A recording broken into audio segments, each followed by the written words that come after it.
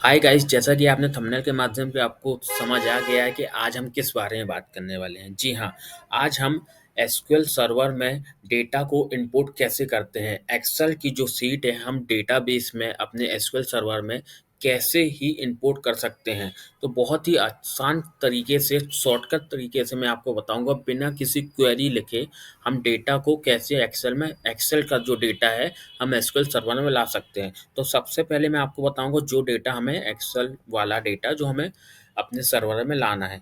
मेरे एक्सेल में ये एक्सेल सीट है, इसमें दो डेटा है। मुझे जो डेटा अपने सर्वर में लाना है वो ये डेटा है, जिसका काउंट 900 है। रो, कॉलम और रो को मिला के 900 का इसकी रो है।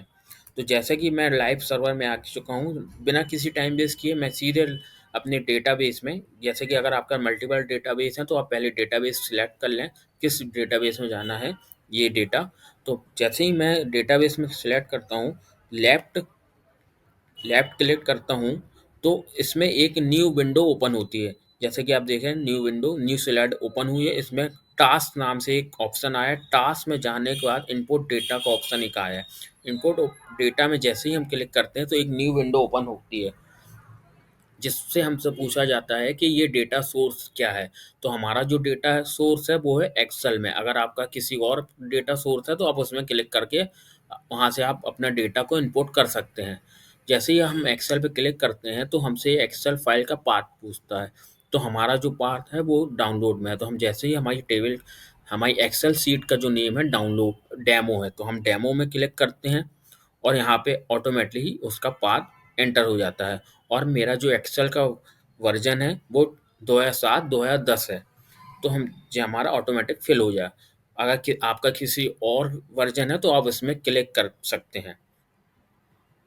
और जैसे ही आपको यहाँ पे आपने डेटा सोर्स एंटर किया, यहाँ पे नेक्स्ट करने के बाद आपसे पूछता है ये डेटा आपको कहाँ स्टोर कराना है। तो जैसे कि मुझे सर्वर में स्टोर कराना है तो Microsoft O L E D B provider of the SQL server में मुझे ये डेटा स्टोर कराना है। अगर आपका यूज़र नेम और पासवर्ड है तो आप यहाँ पे क्लिक करके अपना यूज़र नेम और पासवर्ड एंटर कर सकते हैं। अगर आप लाइव नहीं वर्क कर रहे हैं, किसी लोकल में वर्क कर रहे हैं, तो आप इसमें ही क्लिक करके अपना डेटा को इंपोर्ट कर सकते हैं। और यहाँ पे नेक्स्ट करने के बाद ये हमसे पूछेगा तो copy data from one table और मोर टेबल ऑफ व्यू। तो आपको सीधे इसमें क्लिक करके नेक्स्ट आगे बढ़ जाना है। ये आपसे पूछेगा कि आपकी जो एक्सेल में दो सीट थी, दो फाइलें थी, तो आपको कौन सा डेटा को इंपोर्ट करना है। तो आप फर्स्ट नंबर की जो फाइल है डेमो की, उसको हमें इंपोर्ट करना है। तो हम यहाँ से टेबल का नेम चेंज कर सकते हैं। मैं टेबल का नेम अभी ट्राई, जैसे कि हम ट्राई कर रहे हैं तो हम ट्राई नाम से एक टेबल का नेम दे सकते हैं और नेक्स्ट कर देते हैं। नेक्स्ट करने के बाद फिर नेक्स्ट करने का और फिनिश करेंगे तो हमारा जो डेटा का पूरा जो डेटा है इंपोर्ट हो रहा है। जैसा कि मैंने आपको बताया 899 का अकाउंट था, यहाँ पे डेटा आ चुका है। और अब जैसे ही हम यहाँ पे अपने टेबल में रिफ्रेश करेंगे, ट्राई नाम से जो हमने टेबल को इंपोर्ट किया है वो, जैसे कि आप देख रहे हैं, ये यहाँ पे शो हो चुकी है।